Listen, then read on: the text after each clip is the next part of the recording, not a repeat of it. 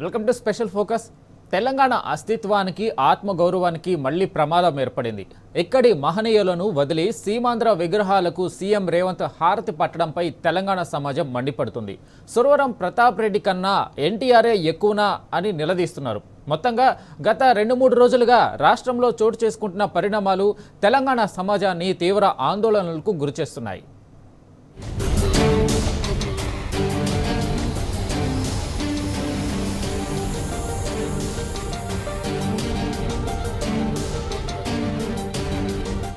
హైదరాబాద్ నట్ట నడిగడ్డపై రోసయ్య, ఎస్పీ బాలసుబ్రహ్మణ్యం ఎన్టీఆర్ విగ్రహాలను ఆవిష్కరిస్తూ తెలంగాణ వైతాళికులైన సురవరం ప్రతాప్ రెడ్డి విగ్రహ ఆవిష్కరణకు హాజరు కాకపోవడం వెనుక ఆంతర్యమేమిటి? రాష్ట్రంలో కొనసాగుతున్నది టీడీపీ పాలన, కాంగ్రెస్ పాలన, లేదా 2 పార్టీల నాయకత్వంలో సాగుతున్న పాలన? అసలు ఇప్పుడు తెలంగాణలో ఏం జరుగుతున్నది? 10 ఏళ్ల కేసీఆర్ పాలనలో తెలంగాణ వైపు కన్నెత్తి కూడా చూసేందుకు జంకిన శక్తులు ఈ 2.5 ఏళ్లుగా స్వైర విహారం చేయటంలోని ఆంతర్యమేమిటి వంటి ప్రశ్నలు తెలంగాణ సమాజాన్ని తొలుస్తున్నాయి. ఉన్నట్టుండి తెలంగాణలో పేట్రేగుతున్న మూకల నేపథ్యం వెనుక వాటి భవిష్యత్తు కార్యాచరణ తలుచుకుంటే ఆందోళన కలుగుతున్నదని తెలంగాణ సమాజం బెంకటిల్లుతున్నది. వీటికి తోడు రాష్ట్రంలోని కాంగ్రెస్ ప్రభుత్వం అనుసరిస్తున్న చర్యలు తెలంగాణ భవిష్యత్తును మరింత ఆందోళనకు గురిచేస్తుందనే అభిప్రాయాలు సర్వత్రా వ్యక్తమవుతున్నాయి.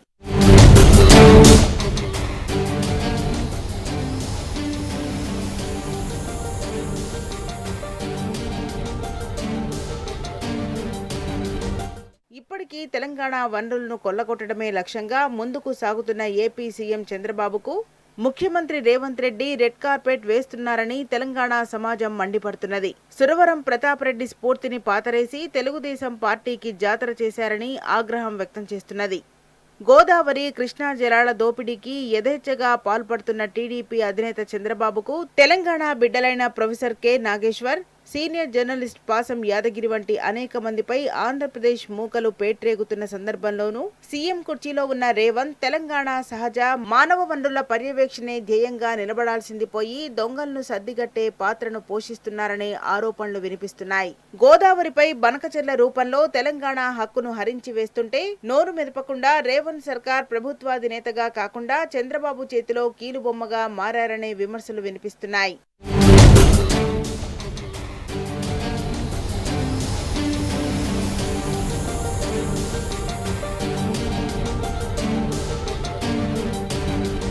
తెలంగాణ వైతాళికుడు సురవరం ప్రతాప్ రెడ్డి, మాజీ ముఖ్యమంత్రి ఎన్టీఆర్ జయంతి ఒకే రోజు, ఇద్దరి విగ్రహావిష్కరణలు ఒకే రోజు. ఆ 2 విగ్రహావిష్కరణలకు తెలంగాణ ముఖ్యమంత్రి రేవంత్ రెడ్డికి ఆహ్వానాలు వెళ్లాయి. తెలంగాణ వైతాళికుడు సురవరం ప్రతాప్ రెడ్డి విగ్రహావిష్కరణకు వెళ్లకుండా కేవలం ఎన్టీఆర్ విగ్రహావిష్కరణకు హాజరు కావడం అంటేనే తన ప్రాధాన్యం కేవలం తెలంగాణ మాత్రమే కాదని, తెలుగుదేశం పార్టీని, ఆ పార్టీ నాయకత్వాన్ని తృప్తిపరచడమేనని తన చర్య ద్వారా సీఎం రేవంత్ నిరూపించారనే వాదన వినిపిస్తున్నది. అందులో భాగమే సురవరం స్ఫూర్తిని పాతరేసి టీడీపీ జాతరను తెలంగాణలో సీఎం రేవంత్ కలగంటున్నారనే విమర్శలు వినిపిస్తున్నాయి. సందర్భం వచ్చిన ప్రతిసారి తాను నల్లమల పులిబిడ్డను అని ప్రకటించుకునే రేవంత్ తెలంగాణ పులిబిడ్డలా వ్యవహరించకుండా తెలుగుదేశం పార్టీకి వంతపాడే కథకుడిగా మారడానికి చంద్రబాబు శిష్యరేఖమే కారణమా అని తెలంగాణ మేధావులు ప్రశ్నిస్తున్నారు. సందర్భం వచ్చిన ప్రతిసారి తాను నల్లమల పులిబిడ్డను అని ప్రకటించుకునే రేవంత్ తెలంగాణ పులిబిడ్డలా వ్యవహరించకుండా తెలుగుదేశం పార్టీకి వంతపాడే కథకుడిగా మారడానికి చంద్రబాబు శిష్యరేఖమే కారణమా అని తెలంగాణ మేధావులు ప్రశ్నిస్తున్నారు.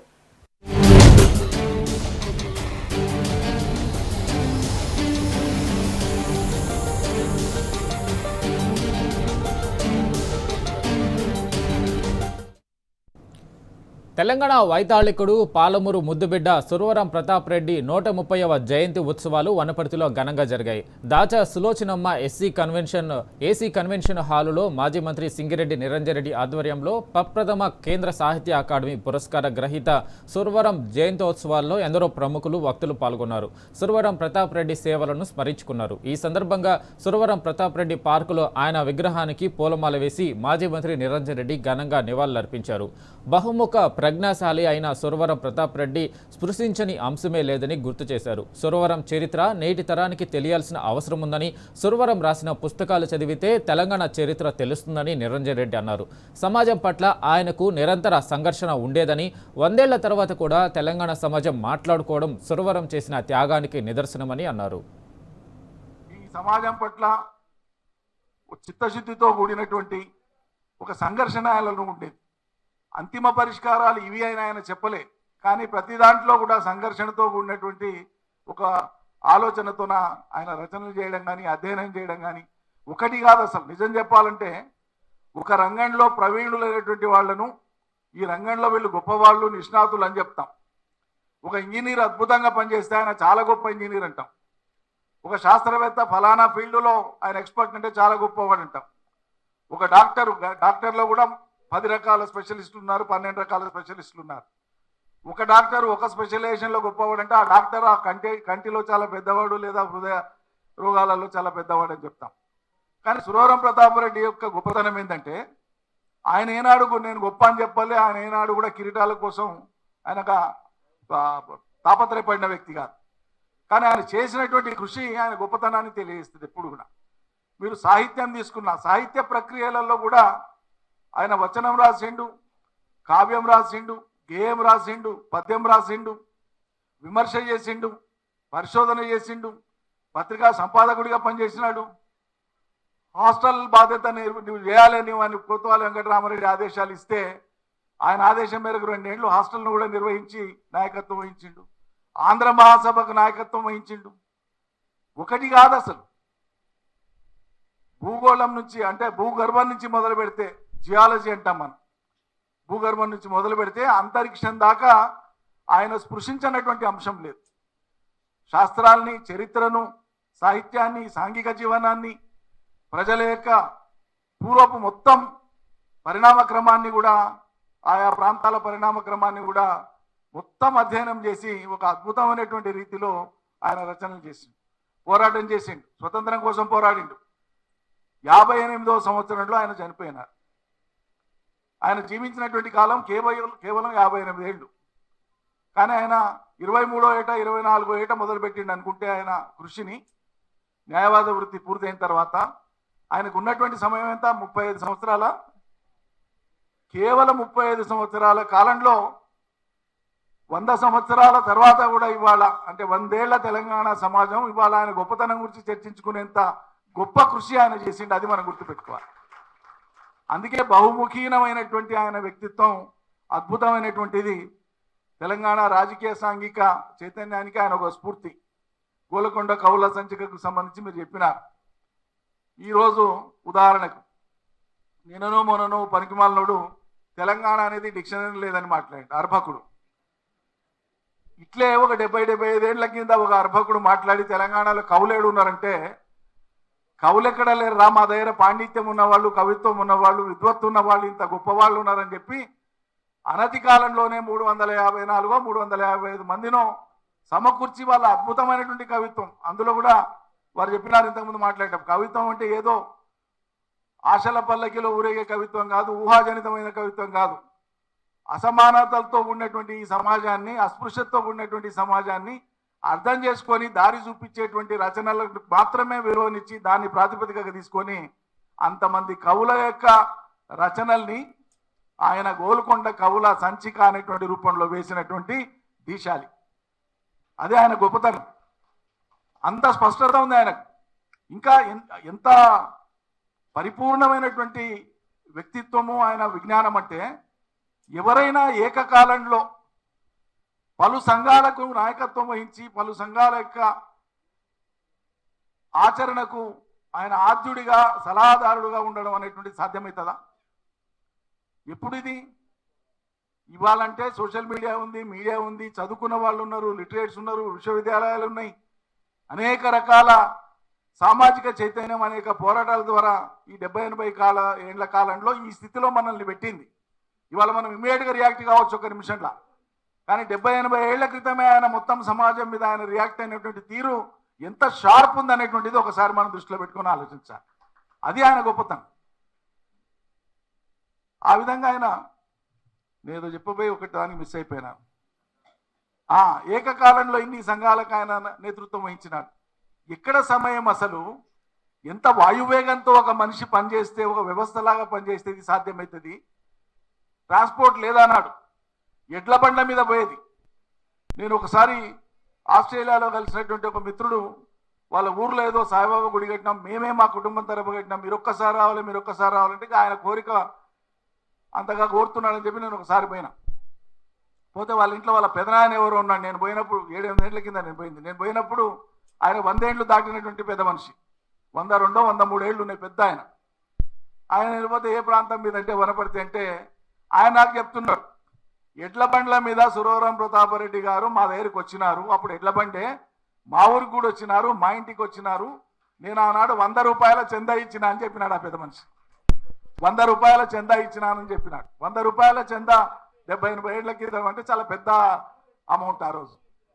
ఏది ఆయన ఏదో పుస్తకం వెలువరిస్తున్నారంటే ఇచ్చినాడని చెప్పినాడు.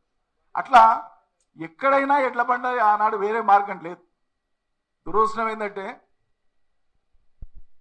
స్వతంత్రం వచ్చి మనం 1948 సెప్టెంబర్లో స్వతంత్రంగా హైదరాబాద్ రాష్ట్రంగా మనకు వెల్లోడి ప్రభుత్వం, కేంద్ర ప్రభుత్వం నియమించినటువంటి అధికార చేత ప్రభుత్వం ఉండి 52లో దేశంలో తొలి సార్వత్రిక ఎన్నికలు ప్రారంభమైన తర్వాత తొలి ఎన్నికలలో సురవరం ప్రతాపరెడ్డి గారిని శాసనసభలోకి రానియొద్దు, ఇంత ప్రతిభ గలవాడు ఉండవద్దు అనేటువంటి ఒక కుట్ర పన్ని వనపర్తికి ఇసిరేస్తే ఈయనను ఆడ పోయి ఓడిపోతాడులే అని చెప్పి పంపించింది ఆయన కాంగ్రెస్ పార్టీ.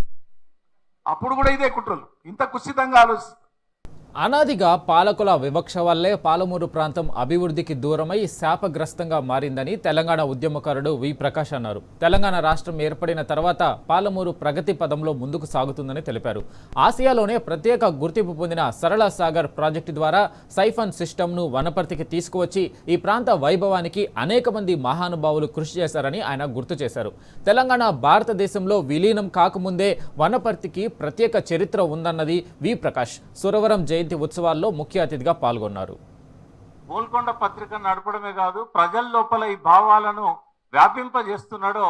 మొట్టమొదటి రోజు మొట్టమొదటి మీటింగులో మొట్టమొదటి ఆయన అధ్యక్షతన ఈ తీర్మానం చేసేసరికి 15 సంవత్సరాల పాటు ఎన్నడూ కూడా మళ్ళా ఆయన లేవనీయలేదు. అందులో ఆ చెరువులో పోయి చూస్తే మొత్తం ఎక్కడికక్కడ నెర్రలు వాసి ఉన్నది. తెల్లారి పేపర్లో లక్ష్మయ్య గారు రాశారు, మల్లెపల్లి లక్ష్మయ్య, ఇది రాయపుర కాదు ఇసుకపుర అని రాశాడు. ఇసుకపుర అని ఎందుకు రాశాడు? భూమి పైపొర ఏదైతే ఉన్నదో పంట పండేది అక్కడే, టాప్ సాయిల్ అంటాం. అంటే అందులో ఉండే సారవంతమైన భూమి మనకు విత్తనం వేస్తే నీళ్లు ఉంటే మనకు మొలకలను ఇస్తుంది, పంటలు పండుతాయి. నీళ్లు లేకపోతే, మాయిశ్చర్ లేకపోతే ఏమవుతుంది? అది రోజు రోజుకు ఇసుకగా మారుతుంది. ఒక 2-3 సంవత్సరాల్లో ఎడారిగా మారిపోతుంది. ఎడారి ఛాయలు ఉన్నది మనకు ఎట్లా తెలుస్తుంది? ఒకటి మట్టిని పట్టుకుంటే తెలుస్తుంది, రెండవది ఈ దానికి సంబంధించిన కొన్ని కాక్టస్ జాతుల చెట్లు కనబడుతూ ఉంటాయి మనకు. ఆ చెట్లు అక్కడక్కడ మొలుస్తూ ఉంటాయి, ఎడారి చెట్లు అంటారు వాటిని. అవన్నీ పుష్కలంగా మాకు కనబడుతూ ఉన్నాయి. అంటే 67% సారవంతమైన భూమి పక్క నుంచి పారుతున్న కృష్ణానది నీళ్లకు నోచుకోక, కూతవేడు దూరంలో కృష్ణానది పోతుంది, ఆ నీళ్లకు నోచుకోక రోజు రోజుకు సారాన్ని కోల్పోయి ఇసుకగా మారిపోయి గాలి వచ్చినప్పుడల్లా ఇసుక ఎటో కొట్టుకపోతా ఉన్నది. ఇది ఆనాటి గట్టు మండలం యొక్క పరిస్థితి. నీళ్ళు ఇచ్చినా కూడా మొలవని పరిస్థితి. ఎందుకంటే సారం పోయిన తర్వాత నీళ్ళు ఇచ్చినా కూడా అక్కడ మొలవదు. ఈ టాప్ సాయిల్ అనేది 1 ఇంచు తయారు కావాలంటే 1000 సంవత్సరాలు పడుతుంది. 1 ఇంచు టాప్ సాయిల్ తయారు కావడానికి 1000 సంవత్సరాలు పడుతుంది. నీళ్లు లేకపోతే ఏమవుతుంది? ఒక 1 ఇయర్లో అది సారం కోల్పోయి, మాయిశ్చర్ను కోల్పోయి ఇసుకగా మారి ఎటో కొట్టుకపోతుంది. ఇట్లా కొట్టుకపోయే మట్టి ఇప్పుడు భారతదేశంలో ప్రతి సంవత్సరం 500 కోట్ల టన్నులు ఉన్నది. అంటే 1 ఇంచు తయారు కావడానికి 1000 సంవత్సరాలు అయితే 1 సంవత్సరం 500 కోట్ల టన్నులు నదులలో, సముద్రంలో కలుస్తున్నది, లేదా ఆ ఇసుక ఎటో కొట్టుకుపోతూ ఉన్నది. పంట పండని ఎడారులుగా మారిపోతూ ఉన్నాయి భారతదేశంలోని భూములు. సరే, ఇవాళ గట్టు మండలంలో పంటలు పండించడానికి ఎవరు కారణమయ్యారు? ఒకవేళ అదే కొనసాగి ఉన్నట్టయితే ఇవాళ గట్టు మండలంలో మనుషులు కూడా ఉండేవాళ్ళు కాదు, రాబందులు మాత్రమే ఉండేది. అవి శవాలను పీక్క తినడానికి, అక్కడ చనిపోయిన పశు సంపదను పీక్క తినడానికి రాబందుల గడ్డగా మారిపోయేది ఇవాళ. అటువంటి గట్టు మండలాన్ని ఇవాళ సస్యశ్యామలం చేసింది నెట్టెంపాడు ప్రాజెక్టు, చెరువుల అనుసంధానం చేసింది నీళ్ళ నిరంజన్ రెడ్డి గారు. ఇట్లా చెప్పుకుంటూ పోతే దానికి అది అంతులేని ఒక పునరుజ్జీవం పొందిన తెలంగాణ పల్లెల కథ ఈ పాలమూరు కథ. వలసపోయిన మనుషులే కాదు, వలసపోయిన పక్షులు కూడా ఎక్కడో రష్యా, చైనా నుంచి ఎగురుకుంటూ మళ్ళీ వచ్చి మళ్ళీ పచ్చబడ్డ పాలమూరులో ఇవాళ పునరావాసాలు ఏర్పాటు చేసుకున్నాయి ఆ వలసపోయిన పక్షులు. అటువంటి అద్భుతమైన ఉత్తాన పతనాలను చూసి మురిసిపోతున్న నేల ఈ పాలమూరు జిల్లా. సరే, ఇవాళ పరిస్థితి కొంచెం విషమిస్తా ఉన్నది. నన్ను అస్తిత్వం మీద మాట్లాడమని చెప్పారు. అస్తిత్వం అంటే ఏంది? అస్తిత్వం అంటే మన మూలాలు, అస్తిత్వం అంటే మన పురాతన చరిత్ర, అస్తిత్వం అంటే నిన్నటి దాకా పాలకులు ఈ ప్రాంతంలో కానీ తెలంగాణలో కానీ పునర్నిర్మించిన అనేక వనరులు, అనేక ప్రాజెక్టులు, సస్యశ్యామలమైన మాగాణాలు, ఇవన్నీ కూడా అస్తిత్వంలోనే వస్తుంది. మన భాష, మన ఆచారాలు, మన సాంప్రదాయాలు, మన రాజుల నాటి చారిత్రక కట్టడాలు, అవి వెల్లడిస్తున్న సత్యాలు, ఇవన్నీ కూడా అస్తిత్వం కిందికే వస్తాయి. ఇవాళ తెలంగాణ భాషలో ఒక సొగసు ఉండేది, ఒక అమాయకత్వం ఉండేది, ఒక యాస ప్రాస ఉండేది. అద్భుతమైన భాష తెలంగాణ భాష. మొన్న ఒక టీవీలో నేను పార్లమెంట్లో ఇరిగేషన్ మినిస్టర్ ఒక ఆయన కాళేశ్వరం మీద విషయం కక్కితే ఒక తప్పుడు మాట మాట్లాడినా, అనకూడని మాట మాట్లాడినా. వెంటనే భరత్ యాంకర్ ఏమన్నాడంటే, సార్ మీరు ఎప్పుడు అన్పార్లమెంటరీ మాట్లాడరు, మీరు మొదటిసారి అన్పార్లమెంటరీ మాట్లాడినంటే నేను అన్నా, నేను పార్లమెంటరీ భాష నేర్చుకుంటున్నా, లైవ్లో చెప్పా, నేను పార్లమెంటరీ భాష నేర్చుకుంటున్నా, నేను ఇప్పటిదాకా మాట్లాడింది అన్పార్లమెంటరీ, ఇప్పుడు కొత్తగా నేను పార్లమెంటరీ భాష నేర్చుకుంటున్నా. ఎందుకంటే ఇవాళ అసెంబ్లీలు పార్లమెంట్లు అంతా బూతులతో నిండిపోయినాయి, నాకు మాట్లాడరాదు ఆ బూతులు, ఎవరన్నా ట్యూషన్ చెప్తే నేర్చుకుంటా, ఇప్పుడే మొదటిసారి మొదలుపెట్టా నేను పార్లమెంటరీ భాష అని చెప్పాను. అంటే వెనకటి ఎప్పుడో మేము విద్యార్థి సంఘం మీటింగ్లో వావిలాల గోపాలకృష్ణయ్య గారిని తీసుకొస్తే వందే మాతరం శ్రీనివాస్ గారు పాడక ముందే ఆయన ఒక అన్నాడు, వందే మాతర గీతం స్వరం మారుతున్నది అని. ఆయన అన్న తర్వాత చాలా కాలానికి వందే మాతరం శ్రీనివాస్ పాడాడు ఆ పాట, తరం మారుతున్నది, స్వరం మారుతున్నది అని. కానీ పార్లమెంటరీలో ఇవాళ అసెంబ్లీలో కానీ పార్లమెంట్లో కానీ బూతులే రాజ్యం వెళ్తున్నాయి. కానీ ఇది మన అస్తిత్వం కాదు, ఇది మన సంస్కృతి కానే కాదు. వాళ్ళు మాట్లాడింది కాబట్టి మేము మాట్లాడతాం అనేది కూడా కరెక్ట్ కాదు. తాను చదువుకునే రోజులలో ఒక్క ఉపాధ్యాయుడు కూడా సురవరం ప్రతాప్ రెడ్డి గురించి చెప్పలేదని బీఆర్ఎస్ పార్టీ ప్రధాన కార్యదర్శి ఆర్ఎస్ ప్రవీణ్ కుమార్ ఆవేదన వ్యక్తం చేశారు.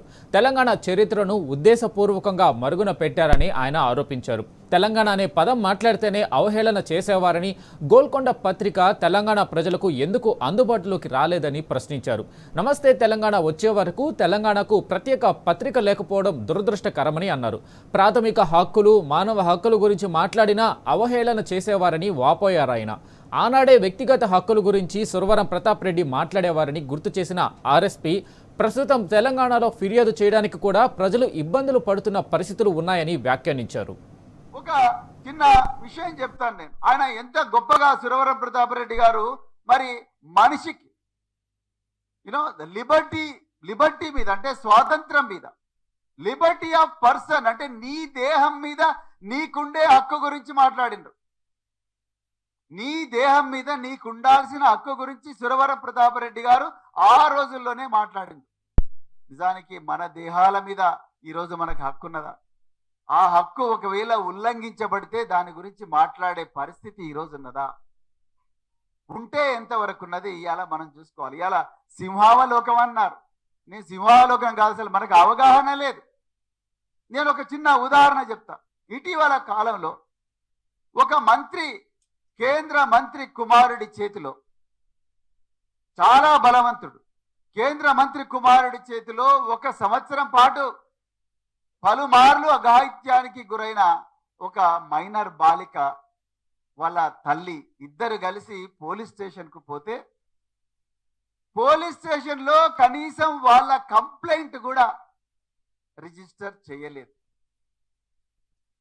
ఉల్టా వాళ్ళ మీదనే మీరే మంత్రి కుమారుణ్ణి కత్తిపెట్టి బెదిరించి 50,000 రూపాయలు కావాలని అడిగి 50,000 రూపాయలు ఇచ్చిన తర్వాత 5 కోట్ల రూపాయలు కూడా మళ్ళా కావాలి, లేకపోతే బిడ్డ నీ మీద కేసులు పెడతాం, నేను చంపేస్తాం అని చెప్పి బెదిరించినారని ఉల్టా తల్లి మీద బిడ్డ మీద కేసు పెడితే ఆ మహిళ పోయి పోలీస్ స్టేషన్లో కంప్లైంట్ చేస్తే పోలీసులు కేసు రిజిస్టర్ చేయరు. ఈ మహిళకు అన్యాయం జరిగిందని దయచేసి రండి అని చెప్పి రోడ్డు మీదకి రమ్మంటే మాకు 200 ఇస్తారా సారు అని అడుగుతా ఉన్నారు. 200 ఇచ్చి ట్రాన్స్పోర్ట్ ఇస్తేనే మేము రోడ్డు మీదకి వస్తాము అని చెప్పి అంటున్నారు. సురవరం ప్రతాపరెడ్డి గారు ఉంటే నిజంగా ఏడ్చేవాడు. నేను కలగన్న సమాజం ఏంటి ఇవాళ ఎక్కడ ఉన్నది? ఇవాళ మన ఇంట్లో ఎవరి మీదైనా ఇలాంటి అఘాయిత్యం జరిగితే రేపు నేను ఎవరినైనా అడిగితే నీ దగ్గర 200 ఉంటేనే, నీ దగ్గర ఉగ్గాని పొట్ల ఉంటేనే, నువ్వు నాకు ట్రాన్స్పోర్ట్ ఇస్తేనే నేను రోడ్డు మీదకి వచ్చి నీ కోసం నేను పోరాడతా, లేకపోతే పోరాడను అంటే all human relations have been reduced to only transactional relationships. Karl Marx ఏం చెప్పాడు? మానవ సంబంధాలన్నీ ఆర్థిక సంబంధాలంటే ఇదేనా? నీ సంఘీభావంగా నువ్వు రోడ్డు మీదకి రమ్మంటే నువ్వు నాకు 200 రూపాయలు ఇస్తేనే వస్తాను అన్న అదో స్థాయికి ఈరోజు మానవ విలువలు పడిపోయినాయి. నిజానికి సోషల్ మీడియా లేకపోతే, నిజానికి బీఆర్ఎస్ పార్టీ అధినాయకులు ఆ ఆత్మస్థైర్యం ఆ కుటుంబానికి ఇవ్వకపోతే ఆ నిందితుడు రాయల్ గారు ఎర్ర తివాచి మీద నడుచుకుంటూ పోయి మళ్ళీ ఎంతో మంది అమ్మాయిల మీద అఘాయిత్యం చేసేవాడు. మీరు చూడండి, వాక్ స్వాతంత్రం హక్కు రాజ్యాంగం ఇచ్చింది. Article 19 grants you the right to speech, right for movement, స్వేచ్ఛగా తిరిగే హక్కు, స్వేచ్ఛగా మాట్లాడే హక్కు. వరి రైతుల కష్టాలు చాలా ఘోరంగా ఉన్నాయి. వాళ్ళ వడ్లు ఎవరు కొనడం లేదని ఒక ఆర్టీసీ డ్రైవర్ అశోక్ అనే వ్యక్తి ఎందుకు కొనడం లేదు అని అడిగినందుకు మేఘాల మీద వాళ్ళ రీజనల్ మేనేజర్కు ఫోన్ చేసి వీని ఉద్యోగం ఊడవీకండి అన్నారు. ఎక్కడుందండి ఇక్కడ వాక్ స్వాతంత్ర హక్కు? ఒక్కసారి ఆలోచించండి, ఎక్కడ ఉంది వాక్ స్వాతంత్ర హక్కు? 80 సంవత్సరాలు అయింది స్వాతంత్రం వచ్చి దేశంలో. ఒక్కసారి ఆలోచించాలి సమాజం. ఇలా నేను ఎందుకు ఈ మాట చెప్తున్నా అంటే సంస్కృతి గురించి మాట్లాడుతున్నాం. గోల్కొండ పత్రిక లాంటి పత్రికలు ఎందుకు అంతర్ధానమైనాయి? ఎందుకు మనం తెలుసుకోవాల్సిన విషయాలు మన కళ్ళ ముందుకి రావట్లేదు? మనం మాట్లాడాల్సిన విషయాలు ఏంటి? మనం ఏం మాట్లాడుతున్నాం? ఈరోజు మీ అందరికి హృదయపూర్వక ధన్యవాదాలు చెప్పాలి. నేను చూస్తా ఉన్నప్పటి నుంచి చాలా మంది తలలు పైకే లేచినాయి తప్ప కిందికి పోలేదు. ఎందుకు? లేకపోతే చాలా సభల్లో కూడా మన చరవాణి అంటే మొబైల్ ఫోన్ ముందర పెట్టుకొని ఇక్కడ వాళ్ళు మాట్లాడుతూనే ఉంటారు. వెనుక నుంచి వాట్సాప్, ఇన్స్టాగ్రామ్, ఫేస్బుక్, ట్విట్టర్, వీటి మీద మన ప్రపంచంలో మనం బతుకుతుంటాం, భక్తులు వాళ్ళ ప్రపంచంలో వాళ్ళు బతుకుతుంటారు. కానీ మరి నిరంజన్ రెడ్డి గారు మీకు నేర్పించిన క్రమశిక్షణ కావచ్చు, లేకపోతే మరి వనపర్తిలో ఉండే మరి గాలి కావచ్చు, నీళ్లు కావచ్చు, మీరు ఈ 3 గంటలు ఆకలి మంటలు భగభగ మండుతున్న చరవానికి దూరంగా ఉండి ఇక్కడి వక్తలు ఏం చెప్తున్నారో అవన్నీ మీరు జాగ్రత్తగా విన్నారు. మిత్రులారా, ప్రకాష్ గారు ఒక మాట చెప్పారు, కాళేశ్వరం కూలిపోలేదు, కూల్చబడ్డది. ఈ విషయాన్ని ఒక ఆల్టర్నేటివ్ కోణంలో ఆలోచించడానికి మీ ఇంట్లో ప్రతి ఒక్కరు ఒక సురవరం ప్రతాప్ రెడ్డి కావాలి. మీరు ఆ విధంగా ఆలోచిస్తేనే ఈ విధమైన దృక్కోణం అనేది ఏర్పడుతుంది.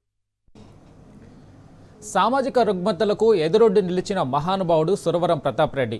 బహుముఖ ప్రజ్ఞాశాలిగా, మేధావిగా, సాహితీవేత్తగా, న్యాయవాదిగా సురవరం ప్రతాప్ రెడ్డి జీవిత చరిత్ర ఏ తరానికైనా స్ఫూర్తిదాయకమే. ఆయన రచనలు, చేసిన సేవలను ఆవిష్కరించడం భవిష్యత్తు తరాలకు ఒక మార్గమే.